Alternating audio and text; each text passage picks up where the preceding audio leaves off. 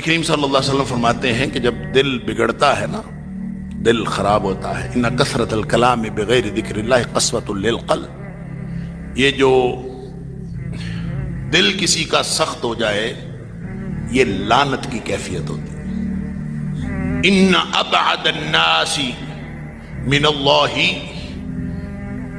القلب القاسی، جو لعنتی دل ہوتا ہے، جو سخت دل ہوتا ہے، وہ اللہ کی رحمت سے سب سے زیادہ دور ہوتا ہے، اور اللہ کی رحمت سے دوری کو لعنت کہتے ہیں۔ اللہ اکبر۔ جیسے اللہ تعالیٰ نے قرآن میں فرمایا سورہ مائدہ کے اندر، یہیں اسی سورہ مائدہ میں، کہ وَبِنَقْضِهِمْ مِيثَاقَهُمْ، بنی اسرائیل نے جو معاہدہ توڑا، اللہ کا وعدہ توڑا، لعناہم، ان کے وعدے توڑنے کی وجہ سے ہم نے ان کے اوپر لعنت کر دی۔ جب لعنت ہوئی تو پھر کیا ہوا؟ وَجَعَلْنَا قُلُوبَهُمْ قَاسِيَةً، لعنت ہونے کا، اللہ کی لعنت ہو جانے کا سب سے پہلا اثر یہ ہوتا ہے کہ دل سخت ہو جاتا ہے۔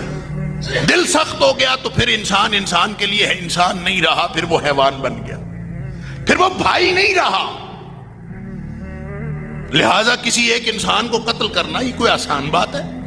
کسی کا خون بہتا نہیں ہم دیکھ سکتے، کسی جانور کا خون بہتا نہیں دیکھ سکتے، تو وہ کیسا انسان ہے جو اپنے آپ کو مسلمان کہتا ہے اور مسجد میں جا کے دھماکہ کر کے پوری دنیا کو، پورے پاکستان کو ہلا کے رکھ دیتا ہے، پوری دنیا کے مسلمانوں کو ہلا کے رکھ دیتا ہے؟ وہ مسلمان ہے؟ وہ تو انسان بھی نہیں ہے اپنی اس۔ اللہ فرماتے من اجل ذالک، اسی وجہ سے۔ وجہ کیا ہوئی؟ بیک گراؤنڈ میں کیا ہے؟ اللہ کریم نے ایک واقعہ بیان کیا، اور وہ واقعہ ہے آدم علیہ السلام کے دو بیٹوں کا۔ وَاتْلُ عَلَيْهِمْ نَبَأَ ابْنَيْ آدم، اے حبیب صلی اللہ علیہ وسلم ان کے اوپر آدم علیہ السلام کے دو بیٹوں کا قصہ بیان کر دیجیے۔ اب اس قصے کی بڑی جہاد ہے، میں صرف اس کی چند نکات آپ کے سامنے رکھنا چاہتا ہوں، صرف اپنی تفہیم کے لیے، اور اللہ کرے ہم سب کو سمجھ آ جائے اور ہمارا یہ معاشرہ واقعتاً اسلام کا، دین کا اور تقوی والا معاشرہ بن جائے۔ ہم کس طرف چل پڑے ہیں؟ بندہ کسی بندے کو قتل کرنے پر کیسے تیار ہو جاتا ہے، بھائی بھائی کو مارنے پر کیسے تیار ہو جاتا ہے، مسلمان کسی نماز پڑھتے نمازی کو مارنے پر کیسے تیار ہو جاتا ہے؟ اگر وہ مسلمان ہے کبھی تیار نہیں ہوتا، اگر وہ انسان بھی ہے تو وہ کبھی تیار نہیں ہوتا۔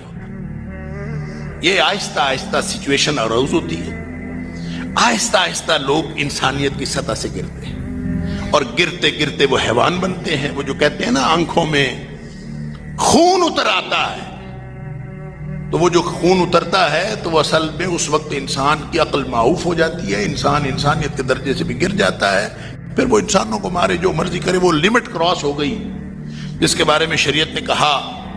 نبی پاک صلی اللہ علیہ وسلم فرماتے ہیں اذا لم تستحی فاصنع ما شئت، جب تو حیا کرنا چھوڑ دے تو پھر اس کے بعد تو کوئی چیز باقی نہیں رہی، پھر جو مرضی کرو۔ ایک پردہ ہی تو تھا، وہ حیا کی لمٹ تھی، وہ ہم نے کراس کر لی۔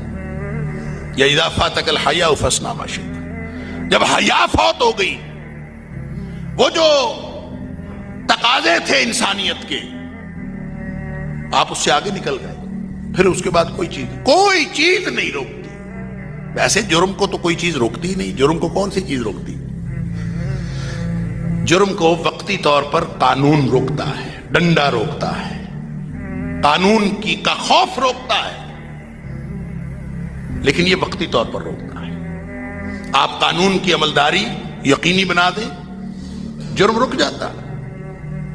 یہ قانون کی عمل، رول آف لا، اگر اکراس دی بورڈ سب پر قانون لاگو ہو، جو بھی مملکت کا قانون ہے، اگر وہ قانون سب پر لاگو ہو تو ایک دفعہ جرم رکتا ہے، لیکن حقیقت میں جرم جو ہے، وہ جو حقیقت میں رکتا ہے وہ اللہ کے خوف سے رکتا ہے۔